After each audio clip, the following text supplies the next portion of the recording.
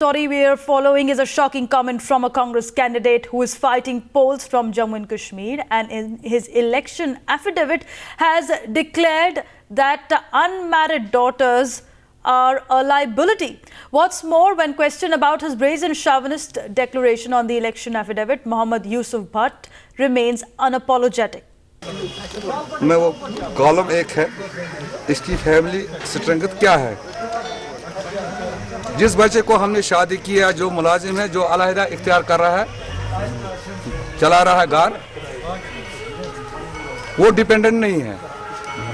जो बाप पर बोझ है उसी को डिपेंडेंट कहते हैं। मेरी बेटी है, अभी उसकी शादी करनी है। अच्छा, आप मानते हैं कि मतलब आपकी बेटी आप पे बोझ है? मतलब ये तो हर एक बाप के पीछे बेटी तो बोझ ही है ना। शादी है ना, शादी करनी है ना, तालीम उसको देनी है। तालीम तो वो पढ़ती है ना, इस वक्त वो MA B.Ed कर रही है ना, फिर उसकी शादी करनी है। वो लेवल तो है, उस पर खर्च हो जाएगा ना। आजकल आप देखिए ना बाजार कैसा है, आजकल देखिए बाजार कैसा है, शादी में कितना लगता है, खासकर बेटी के लिए। Fareed joining us. Fareed, it's a brazen chauvinistic comment, and what this congressman has said is that unmarried daughters are a liability, going ahead declaring that in his election affidavit, the same affidavit where he mentions that his assets are over 1 crore rupees.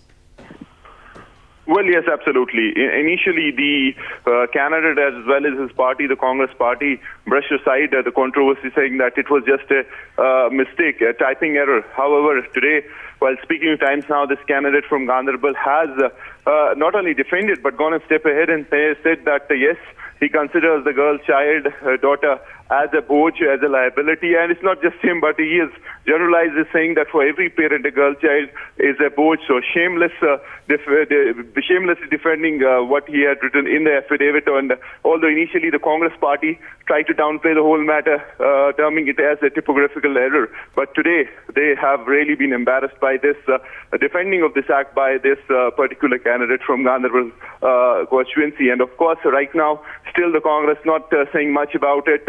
But clearly, this has put them in a corner, in a very embarrassing position, and it remains to be seen whether they cancel his candidature or what kind of action they take. But as of now, Congress is silent on this particular shameless statement of this candidate from Ganderbal constituency. And he's planning to fight elections. On what basis, Fareed? Shouldn't the Election Commission of India take cognizance of it, and there should be strict action against this Congress leader? We do have reactions coming in, very strong reactions to his statement. Take a listen.